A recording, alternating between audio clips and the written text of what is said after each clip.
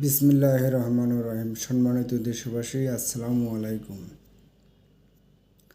জামাত এত নিরপেক্ষ কথা বলে, নীতিবান কথা বলে, আদর্শবান কথা বলে, অথচ সেই জামাত 1991 সালে যে কী ষড়যন্ত্র করেছিল বেগম খালেদা জিয়ার সাথে এবং দেশ এবং জাতির সাথে, তার ছোট্ট একটি আলোচনা করতেছি। 1991 সালে যখন বেগম খালেদা জিয়া ক্ষমতায় আসেন এরশাদ সরকারের পতন ঘটিয়ে, তখন 1971 সাল থেকে 1991 সাল পর্যন্ত যত সরকার আসছে সবাই নিজের ক্ষমতার বলে আসছে, অস্ত্রের ক্ষমতার বলে, নিজের ক্ষমতার বলে, রক্ত গরমের ক্ষমতার বলে। 1991 সনে বিচারপতি শাহাবুদ্দিনের নেতৃত্বে যখন তত্ত্বাবধায়ক সরকার গঠিত হয়, সেই তত্ত্বাবধায়ক সরকারের সময় বিএনপি ক্ষমতায় আসে। অর্থাৎ বিএনপি যখন ক্ষমতায় আসে, এককভাবে ক্ষমতায় আসতে পারেননি, জামাতকে সঙ্গে নিয়ে ক্ষমতায় আসে।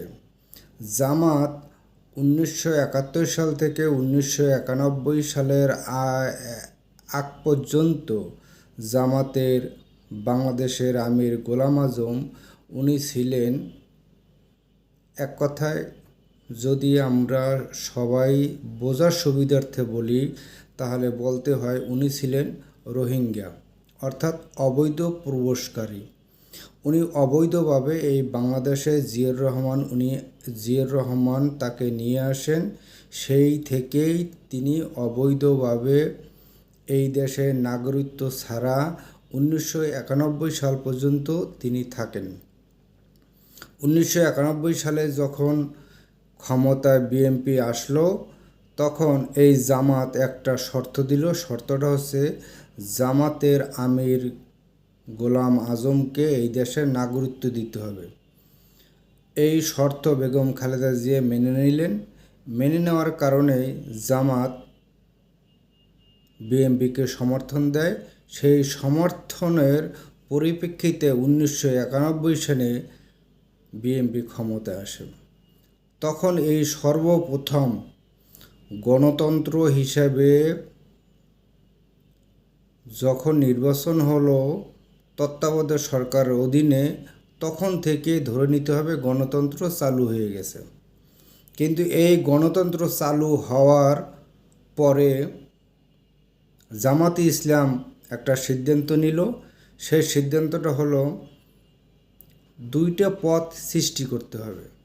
একটা পদ হইল প্রধানমন্ত্রীর পদ, আর একটা পদ হইল রাষ্ট্রপতির পদ। এখন আগে যে রাষ্ট্রপতির পদ ছিল সেখানে প্রধানমন্ত্রীর পদ ছিল না, রাষ্ট্রপতি একজন ব্যক্তি হয় রাষ্ট্রপতি হবেন, না হয় প্রধানমন্ত্রী হবেন। কিন্তু রাষ্ট্রপতি এবং প্রধানমন্ত্রী দুইটার পদ সাংবিধানিকভাবে ছিল না। এই জামাত পবিত্র সংবিধান ভায়োলেট করে তিনি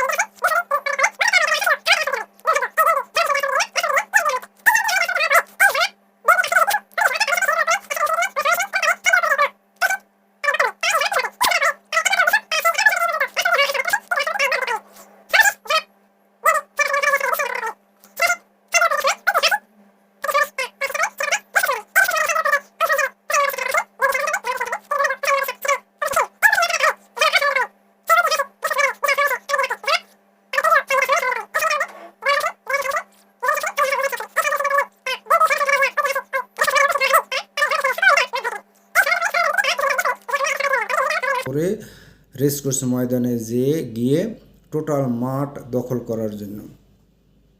কিছু কিছু নেতা জিজ্ঞেস করলেন, তখন তিনি বললেন, মনে করবে তোমরা রোজা রেখেছ। রাত্রে সেহরি খেয়ে রওনা দিবে যার যার অবস্থান থেকে, সকাল ফজরের নামাজ আদায় করবে রেসকোর্স ময়দানে। তারা সেই সূত্র অনুযায়ী রেসকোর্স ময়দানে সকাল সকাল এসে উপস্থিত হলেন এবং সকাল বিএনপির তো ঘুম ভাঙে সকাল 8টায়, নেতাকর্মীদের ঘুম ভাঙে সকাল 8টায়। সকালে ঘুম 8টার পরে উঠে যখন তারা আস্তে আস্তে 9টা, 9:30, 10টার দিকে রেসকোর্স ময়দানে আসলো, তখন দেখলো শুধু জামাত আর জামাত, জামাত আর জামাত। জামাতে সমস্ত রেসকোর্স ময়দান, রেসকোর্স, ঐতিহাসিক রেসকোর্স মাঠ ভরে ফেলছে। তখন এই বিএনপি নেতাকর্মীরা আর এই মাঠের ভিতরে প্রবেশ করতে পারলেন না। ওনারা আনাচে কানাচে রাস্তায় অবস্থান করলেন। বিএনপি চেয়ারপারসন বেগম খালেদা জিয়া উনি যখন বিকাল 3টার সময় এই রেসকোর্স ময়দানে আসেন, তখন এসে যখন মঞ্চে উপস্থিত হন, তখন দেখেন জামাত আর জামাত, জামাত আর জামাত।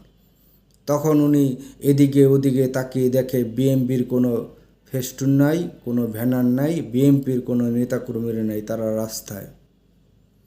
এই জামাত যে বিএনপিকে অর্থাৎ বেগম খালেদা জিয়া রাজনৈতিক একটা কাঁপুনি ধরাই দিল।